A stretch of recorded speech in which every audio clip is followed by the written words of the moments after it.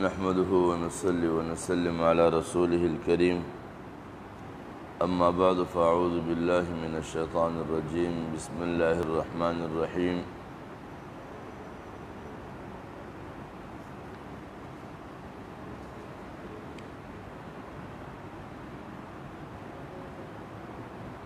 ولو أنهم أقاموا التوراة والإنجيل وما أنزل إليهم من ربهم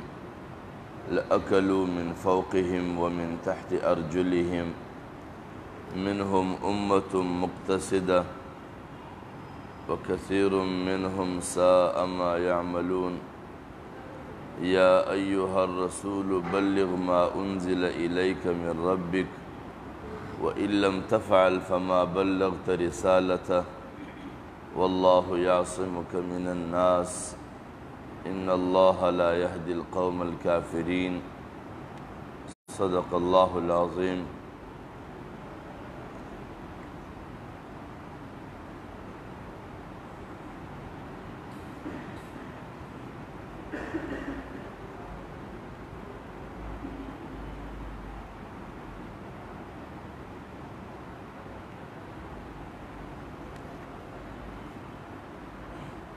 آج کے درس میں جو آیت شامل ہے وہ سورہ مائدہ کی آیت نمبر 66 اور 67 ہے۔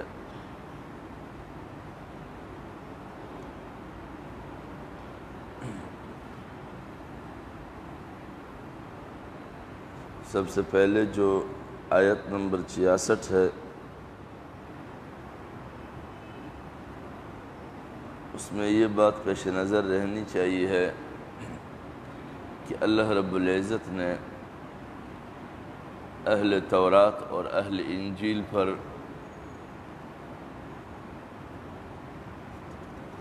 جو کئی سارے مختلف شکلوں میں آزمائشیں اور عذاب نازل کیے ہیں، ان کی بنیادی وجوہات کیا ہے، اور دوسری بات یہ کہ آیت نمبر 67 میں اللہ رب العزت نے حضرت محمد مصطفیٰ صلی اللہ علیہ وسلم پر عائد کردہ جو ذمہ داری ان کی پیغمبرانہ ذمہ داری ہیں، وہ اللہ کی جانب سے تمام نازل کردہ آیات اور احکام کو لوگوں تک پہنچانے کی حوالے سے اس کی تکمیل لازمی قرار دے دیا ہے، اور حضور نبی اکرم صلی اللہ علیہ وسلم کو انسانیت کے شرور اور فساد سے محفوظ رکھنے کو بھی دعوت اللہ کی تکمیل کے ساتھ مشروط قرار دے دیا ہے۔ اور اسی طرح امت پر بھی جس طرح رسول صلی اللہ علیہ وسلم کا انسانیت کے شرور اور ان کے فساد سے محفوظ رکھنے کو دعوت اللہ کے ساتھ مشروط قرار دے دیا ہے، اسی طرح امتوں کے اللہ کے عذاب سے بچنے اور اللہ کے انعامات کی فراوانیوں کے حقدار بننے کو بھی اللہ تعالیٰ کی جانب سے دی گئی کتابوں پر عامل بننے کے ساتھ مشروط قرار دے دیا۔ اہل تورات پر رزق کی تنگیاں آئی، ان کے اوپر کئی ساری مصیبتیں آئی، اس حوالے سے اللہ تبارک و تعالیٰ فرماتے ہیں وَلَوْ أَنَّهُمْ أَقَامُوا التَّوْرَاةَ وَالْإِنجِيلَ، اور اگر وہ تورات اور انجیل کو وَمَا أُنزِلَ إِلَيْهِمْ مِنْ رَبِّهِمْ، اور جو کچھ ان کے پروردگار کی جانب سے ان پر نازل ہوا ہے، مِنْ رَبِّهِمْ ان کی پروردگار کی جانب سے سچائی کے ساتھ، لَأَكَلُوا مِنْ فَوْقِهِمْ وَمِنْ تَحْتِ أَرْجُلِهِمْ،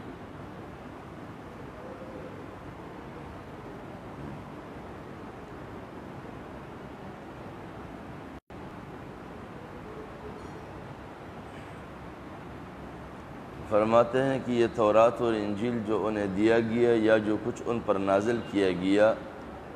یہ سب کچھ اگر وہ سچائی کے ساتھ قائم رکھتے تو ضرور ایسا ہوتا کہ ان کے اوپر سے بھی کہ آسمان ہے اور ان کے قدموں کے نیچے سے بھی کہ زمین ہے، من تحت ارجلہم منہم امۃ مقتصدہ۔ تو یہ کہتے ہیں کہ جو اوپر سے آسمان ہے اور نیچے سے زمین ہے، انہیں برکتیں ملتی، یعنی آسمان کی جانب سے بھی برکت، جانب سے بھی۔ منہم امۃ مقتصدہ، لیکن انہوں نے تورات اور انجیل کی تعلیم ضائع کر دی، ان میں سے ایک گروہ ضرور میانہ رو ہے۔ منہم امۃ مقتصدہ، ان میں سے ایک گروہ ضرور میانہ رو ہے۔ وَكَثِيرٌ مِّنْهُمْ سَاءَ مَا يَعْمَلُونَ، لیکن زیادہ تر ایسے ہی ہیں کہ جو کچھ کرتے ہیں برائی ہی برائی ہے۔ اس کا مقصد یہ ہے کہ تورات اور انجیل کے جو حاملین تھے، اگر وہ اپنے تورات والے اپنے تورات پر اور انجیل والے انجیل پر جنہیں انجیل دیا گیا تھا، یا پھر اہل تورات جب انہیں تورات دیا گیا تھا اس زمانے میں وہ تورات پر صحیح معنوں میں عامل بن جاتے،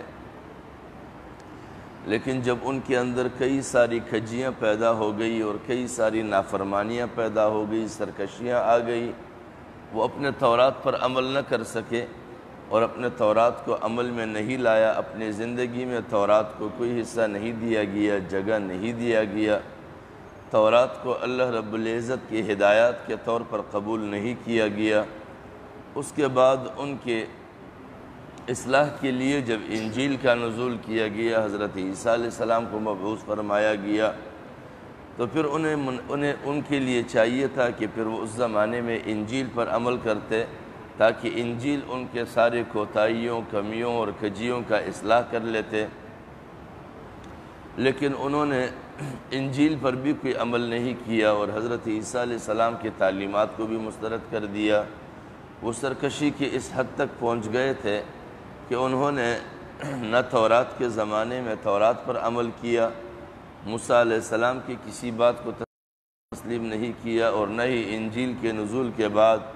اپنی اصلاح کا کوئی عمل کیا کہ جو کوتاہیاں اور سرکشیاں وہ تورات کے زمانے میں اور حضرت موسیٰ علیہ السلام کے دعوت کے دور میں انہوں نے سرکشیاں کی، ان کی کوئی بھی اصلاح انہوں نے انجیل کے زمانے میں اپنے لیے گوارا نہیں کیا۔ وَمَا أُنزِلَ إِلَيْهِم مِّن رَّبِّهِمْ، اور پھر ساتھ میں اس کے بعد بھی اللہ رب العزت نے ان کی رہنمائی قرآن مجید کی صورت میں بھی فرمائی، لیکن انہوں نے ان میں سے کسی بھی چیز کو قبول نہیں کیا، اور اگر یہ اپنے اپنے دور میں جو کتاب ان سے مخاطب رہی اگر وہ اپنی کتاب پر عمل کرتے، یا پھر یہ بھی مقصد ہے کہ اگر اہل تورات یعنی یہود اپنے تورات پر عمل کرتے تو ان کو کسی بھی مشکل کا کوئی مسئلہ پیش نہ آتا، اور انجیل والے جو حضرت عیسیٰ علیہ السلام کو ماننے والے تھے اگر وہ انجیل پر صحیح معنوں میں عمل کرتے تو ان کے لیے بھی کوئی دشواری پیش نہ آتی، آسانیاں ہوتی، اللہ رب العزت کی خاص مہربانیاں ان کی جانب متوجہ رہتی۔ مسئلہ یہ ہے کہ یہود نے بھی تورات پر عمل نہیں کیا اور عیسائیوں نے انجیل پر عمل نہیں کیا، اہل تورات نے تورات کو نظر انداز کیا اور اہل انجیل نے انجیل کو نظر انداز کیا، دونوں نے اپنے اپنی کتابوں کو نظر انداز کیا، جو کچھ بھی ان کتابوں میں ان کے جانب ان کے رب کی طرف سے آیا ہوا تھا زندگی کے لیے ہدایات اور قوانین، انہوں نے کسی بھی ضابطے پر کوئی عمل نہیں کیا۔ جب انہوں نے کوئی عمل نہیں کیا تو اس پر رزق کی تنگیاں آ گئی، آسمان کی جانب سے ان پر رزق کی اسباب ختم ہو گئے، بارشوں کا نزول بند ہو گیا، اگنا بند ہو گیا، زمین نے ان کے اوپر رزق کے نکلنے کے لیے تالے لگا دیے، اور کئی سارے ایسے بھی لوگ ان میں سے تھے جو تورات اور انجیل پر عمل کرتے تھے، ایسے بھی لوگ تھے ان میں سے، لیکن اکثر ایسے لوگ تھے کہ جو کچھ بھی کرتے تو برائیوں کے علاوہ اور کچھ نہ کرتے، لہٰذا اس کا مقصد یہ ہے کہ کسی بھی امت کی کامیابی کے لیے یہ لازمی ہے کہ جو بھی کتاب اسے دیا گیا ہے، اگر وہ اللہ رب العزت کی مہربانیوں کے حقدار بننا چاہتے ہیں تو انہوں نے اپنی زندگی اللہ کی دی ہوئی ہدایات کے مطابق ہی گزارنے ہیں۔ اگر وہ اللہ کی دی ہوئی ہدایات کے مطابق اپنی زندگی گزارنے کی کوئی بھی کوشش نہیں کرتے ہیں، ہمیشہ ان ہدایات سے صرف نظر کرتے ہیں، تو وہ اللہ تبارک و تعالیٰ کی جانب سے کئی ساری آزمائشوں میں مبتلا ہو جاتی ہیں۔ لہذا قوموں کی کامیابی اور اللہ رب العزت کی آزمائشوں سے ان کی بچاؤ اور مصیبتوں سے بچاؤ اور ذلتوں اور رسوائیوں سے بچاؤ جو ہے وہ اللہ رب العزت کی جانب سے دی ہوئی کتاب کے متبع بننے کے ساتھ مشروط ہے کہ وہ قومیں اپنی کتاب کے اتباع کریں، اللہ کی ہدایات کو تسلیم کریں، تو اللہ رب العزت ان پر سے مصیبتوں کو دور کر دیتے ہیں۔ وہ اللہ رب العزت کی مہربانیاں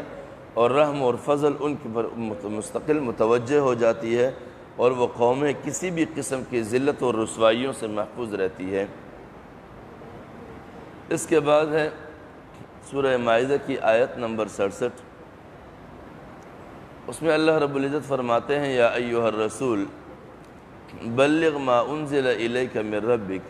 اے پیغمبر تمہارے پروردگار کی طرف سے تم پر جو کچھ نازل ہوا ہے اسے خدا کے بندوں تک پہنچا دو۔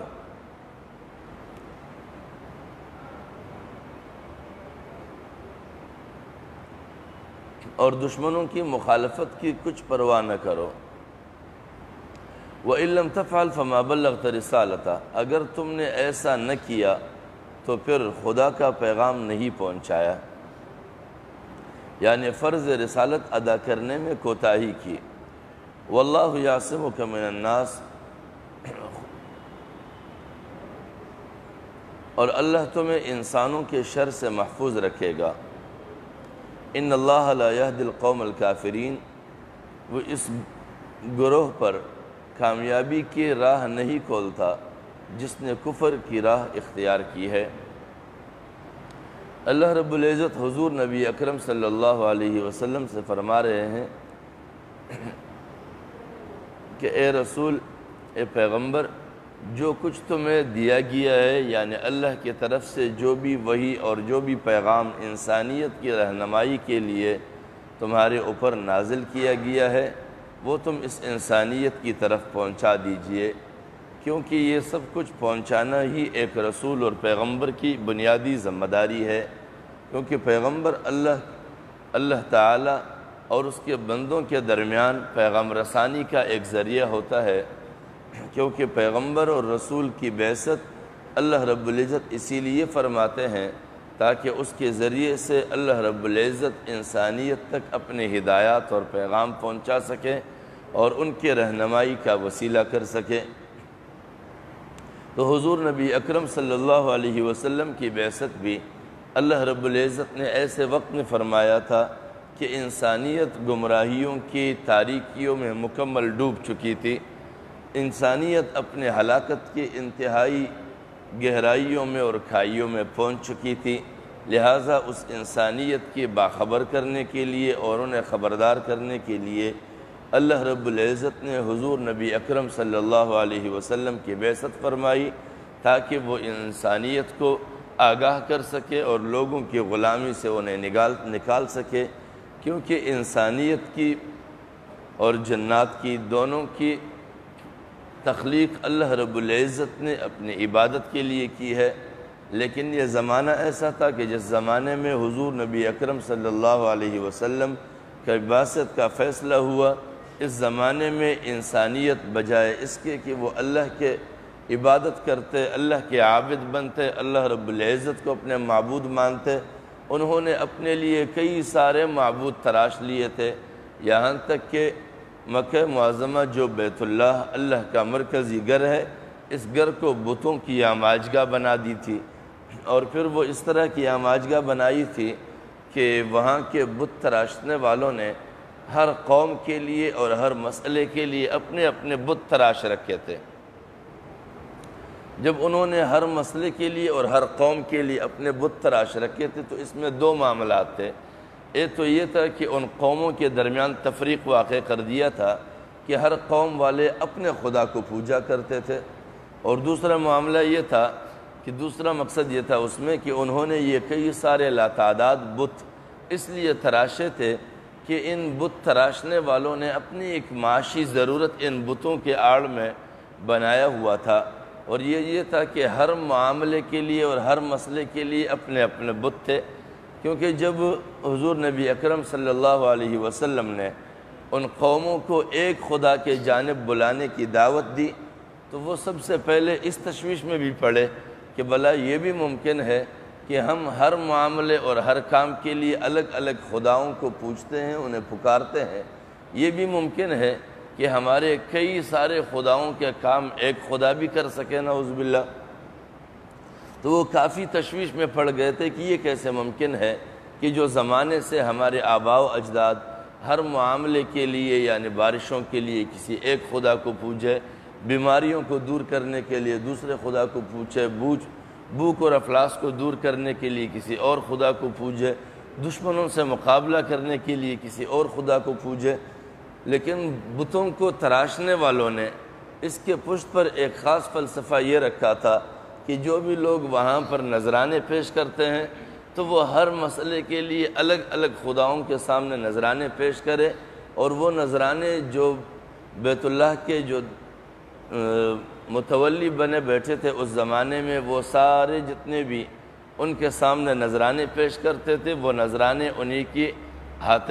آ جاتے تھے، اور وہ ان کے ذریعے اپنے معاشی ضرورتوں کی تکمیل کرتے تھے، یا پھر ان بتوں کے نام جتنے بھی صدقات وہ کیا کرتے تھے وہ صدقات ان متولیوں کے پاس آتے تھے، تو وہ ان متولیوں کی خوب کفالت ان کے ذریعے ہوتی تھی، لہٰذا یہ ان کی معاشی ضرورت تھی۔ تو ان لوگوں نے اپنے ان معاشی ضرورتوں کے تکمیل کے لیے کئی سارے بتوں کو تراش رکھا تھا، اور ایک لحاظ سے جو کئی سارے اپنے قوموں کے مختلف خدا تھے تاکہ وہ قومیں اپنے اپنے خداؤں کو پکارا کرے اور یہ قومی تفریق رہے، قومی یکجہتی باقی نہ رہے۔ تو دو کام کیا تھا، وہ امت جس کو اللہ رب العزت نے ایک بنایا تھا اس انسانیت کو متعدد طبقوں میں تقسیم کیا تھا، اور دوسرا یہ کہ لاتعداد خداؤں کو تراش کر ان کے آڑ میں اپنی کفالت کیا کرتے تھے، ان کے ناموں پر پیش ہونے والے نذرانے اور ان کے ناموں پر پیش ہونے والے صدقات کے ذریعے۔ لیکن حضور نبی اکرم صلی اللہ علیہ وسلم کی بعثت کا مقصد یہ تھا، حضور نبی اکرم صلی اللہ علیہ وسلم فرماتے ہیں بعثنا، مجھے بھیجا گیا لنخرج العباد، کہ میں لوگوں کے نکالوں من عبادت العباد، بندوں کی بندگی سے، الی عبادت رب العباد، بندوں کی پرورش کرنے والی ذات کی عبادت کی جانب بلاؤں۔ جب حضور نبی اکرم صلی اللہ علیہ وسلم کی دعوت کا مقصد یہ ہوا کہ وہ بندوں کی بندگی سے لوگوں کو اللہ کی بندگی کی جانب نکالے، تو یہاں پر وہ لوگ جنہوں نے لوگوں کو اپنی بندگی پر آمادہ کیا تھا، اپنی بندگیاں کرواتے تھے، ان لوگوں کے لیے مشکلات پیدا ہو گئے، اور وہ لوگ حضور نبی اکرم صلی اللہ علیہ وسلم کے اس دعوت کے مقابلے پر اتر آئے اور اس دعوت کی مخالفت پر اتر آئے اور ناجائز پروپیگنڈے اور مخالفت شروع کر دیے۔ تو اللہ رب العزت یہاں پر تنبیہ فرماتے ہیں کہ جو ذمہ داری آپ کو دی گئی ہے دعوت کی، لوگوں تک میرے پیغام پہنچانے کی، تم نے وہ پیغام پہنچانا ہے، کیونکہ جو دشمن تمہارے اوپر ادھر ادھر سے آ رہے ہیں ان تمام تر دشمنوں کی ذمہ داری میری اوپر ہے، اور اس کی حفاظت میری ذمہ ہے، ان سے حفاظت میری ذمہ ہے، لیکن اس شرط پر کہ تم اپنی ذمہ داری کی تکمیل کرو۔ جب تم ذمہ داری کی تکمیل کرو گے تو واللہ یعصمک من الناس، اللہ تمہیں انسانوں کے شر سے محفوظ رکھے گا۔ اس کا یہ بھی مقصد ہے کہ اگر حضور نبی اکرم صلی اللہ علیہ وسلم کے زندگی اور بعثت کے ساتھ اس کی زندگی اور ان کو انسانیت کے شرور اور فساد سے بچاؤ کو اللہ رب العزت نے دعوت حقہ کی تکمیل اور ان کی ترسیل کے ساتھ مشروط کر دیا ہے، تو وہ انسانیت جو اپنے آپ کو امت محمدیہ کہتا ہے، یعنی حضرت محمد مصطفیٰ صلی اللہ علیہ وسلم کہ امتی کہلانے والی جو انسانیت ہے، کیا ان کی زندگیوں کی حفاظت بھی اسی شرط کے ساتھ مشروط ہے یا صرف حضور نبی اکرم صلی اللہ علیہ وسلم کی ہے؟ یہ صرف حضور نبی اکرم صلی اللہ علیہ وسلم کی زندگی نہیں، بلکہ وہ تمام امت حضور نبی اکرم صلی اللہ علیہ وسلم کی، جو حضور نبی اکرم صلی اللہ علیہ وسلم کی امت ہونے کے دعوے دار ہیں، ان کی زندگی بھی شرور سے بچاؤ، ان کی زندگی کا شرور سے بچاؤ اور فساد سے بچاؤ کے حوالے سے بھی اسی ذمہ داری کے نبھانے کے ساتھ مشروط ہے۔ اگر یہ امت بھی حضور نبی اکرم صلی اللہ علیہ وسلم کی اس ذمہ داری کو اپنی زندگی کے بنیادی لاحقہ بنائیں تو اللہ رب العزت اس امت کو بھی لوگوں کی شر سے محفوظ رکھے گا، ان لوگوں کے شر سے جنہیں دین کی دعوت کی ترسیل سے تکلیف پہنچتی ہے، ان کی ذاتی مفادات کو نقصان پہنچتا ہے اور وہ دعوت دین کی ترسیل کو اپنے لیے اپنے مسائل میں رکاوٹ سمجھتے ہیں، ان کے کئی سارے حوالوں سے شرور اور فساد بھی ہوتے ہیں۔ لہٰذا یہ امت اگر اپنے آپ کو اپنے دور میں لوگوں کے اور مفاد پرست طبقے کے اور ظالم اور جابر طبقوں کے شر اور فساد سے بچائے رکھنا چاہتے ہیں اور ان کی زندگی کا یہ مقصد ہے کہ ہم لوگوں کے ظالم طبقوں کے شر سے اور ان کے ظلم اور جبر سے محفوظ رہیں، تو ان کے اوپر یہ ذمہ داری عائد ہوتی ہے کہ وہ حضور نبی اکرم صلی اللہ علیہ وسلم کے اس دعوتی ذمہ داری کو اپنی زندگی کا بنیادی لاحقہ بنائیں، تاکہ وہ صبح و شام اسی پیغام کو پہنچانا اپنی زندگی کے ذمہ داری سمجھے۔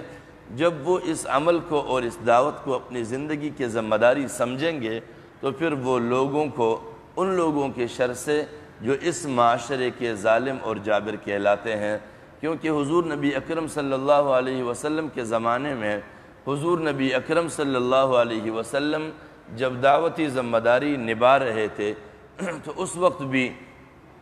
حضور نبی اکرم صلی اللہ علیہ وسلم کے مقابل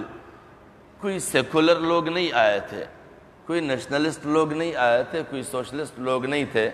ان کے مقابل میں بنیادی طور پر مذہبی لوگ آئے تھے، کیونکہ یہودی مذہبی لوگ تھے وہ ان کے مقابل پر تھے، عیسائی مذہبی لوگ تھے وہ ان کے مقابل میں تھے، یہاں تک کہ یہودی علماء جو حقیقت میں اس دین یعنی حضور نبی اکرم صلی اللہ علیہ وسلم کی حقیقت سے آگاہ بھی تھے، انہیں تورات کے روح سے یہ معلوم بھی تھا کہ اس طرح کے محمد کے نام سے پیغمبر آئیں گے، اس کی بعثت ہوگی اور اس کی یہ نشانیاں ہوں گی، یہ تمام تر چیزیں ان پر واضح تھی، لیکن ان کے باوجود انہوں نے اس حقیقت کو چھپانے کی بہرحال ہر ممکن کوشش کی، اور عیسائیوں نے بھی اس چیز کا انکار کیا اور کئی حوالوں سے ان کی حقیقتوں کو چھپانے کی کوششیں کی۔ لہٰذا اس زمانے میں جو ان کے مد مقابل آیا تھا وہ مذہبی طبقہ تھا، اور اس زمانے میں بھی یہ ایک حقیقت ہے کہ اگر دین کے حقیقی چہرے کو لوگوں کے سامنے دکھانے کی کوشش کی جائے، دین کو اپنے اصل روح کے ساتھ لوگوں پر واضح کرنے کی کوشش کی جائے، تو وہ طبقہ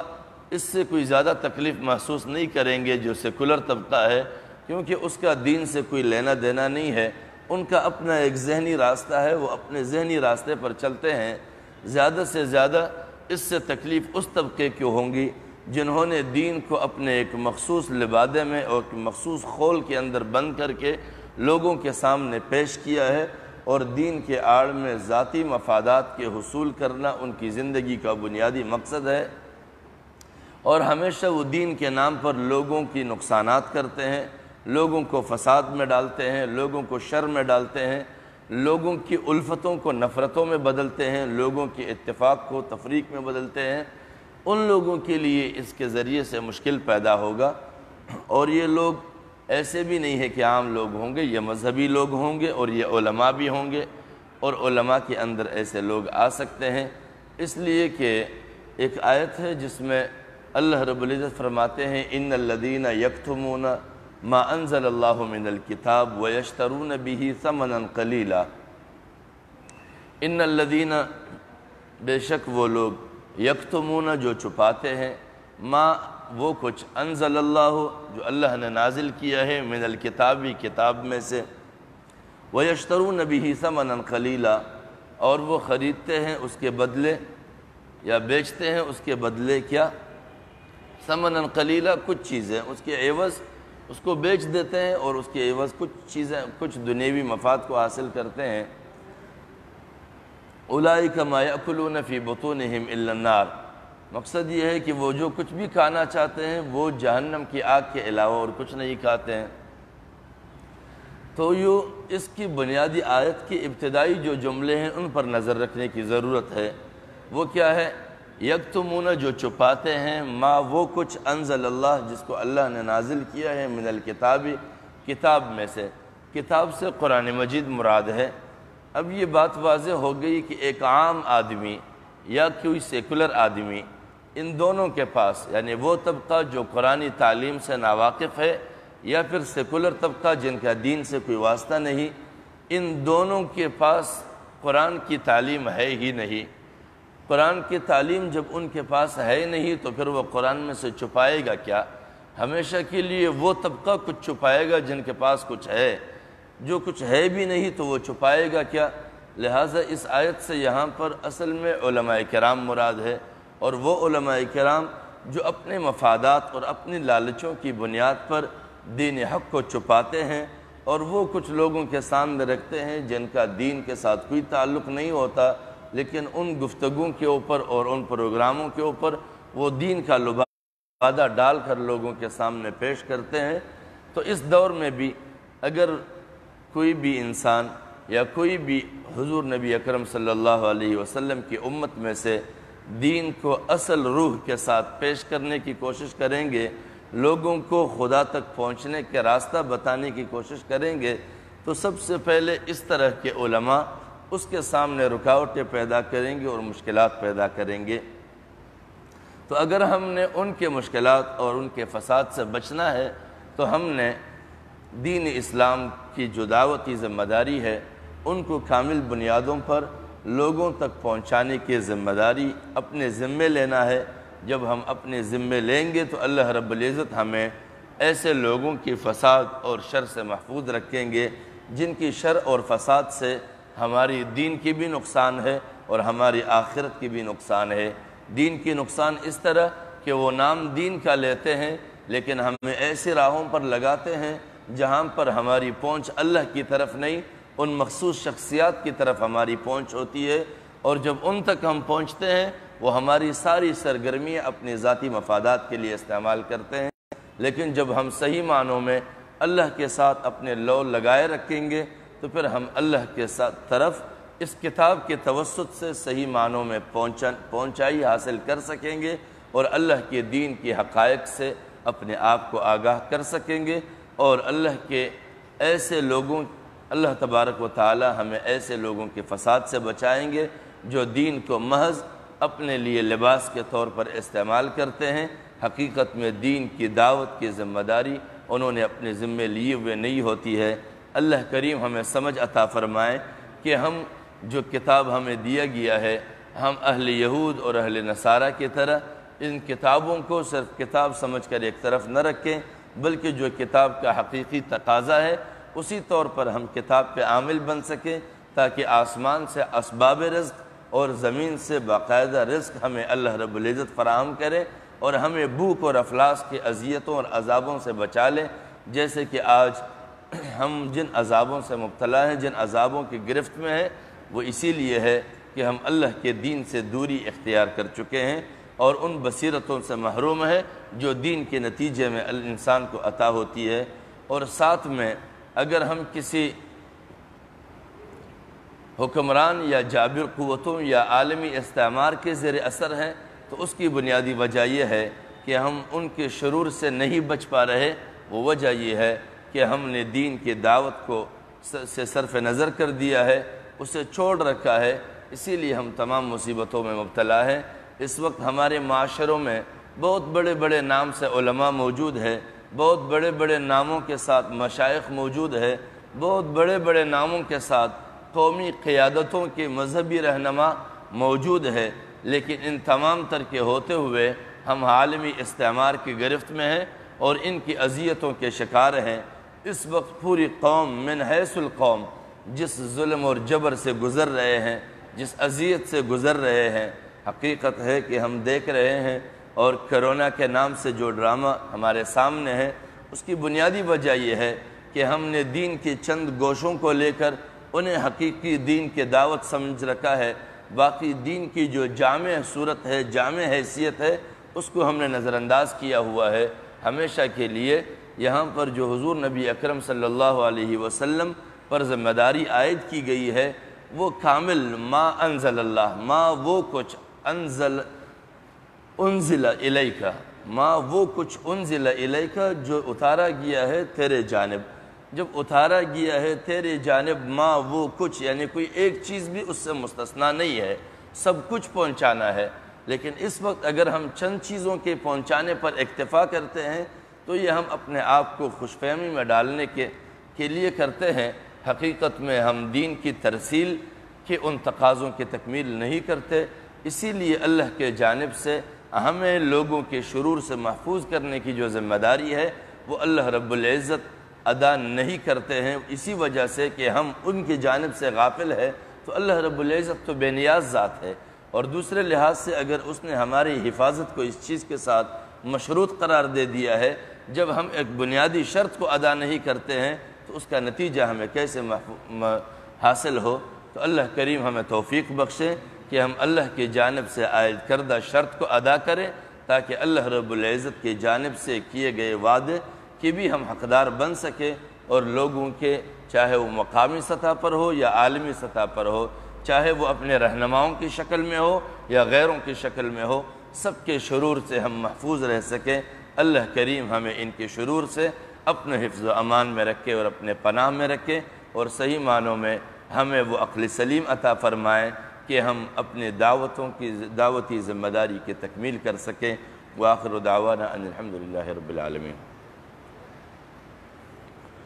الحمدللہ رب العالمین والعاقبۃ للمتقین والصلاة والسلام علی اشرف الانبیاء والمرسلین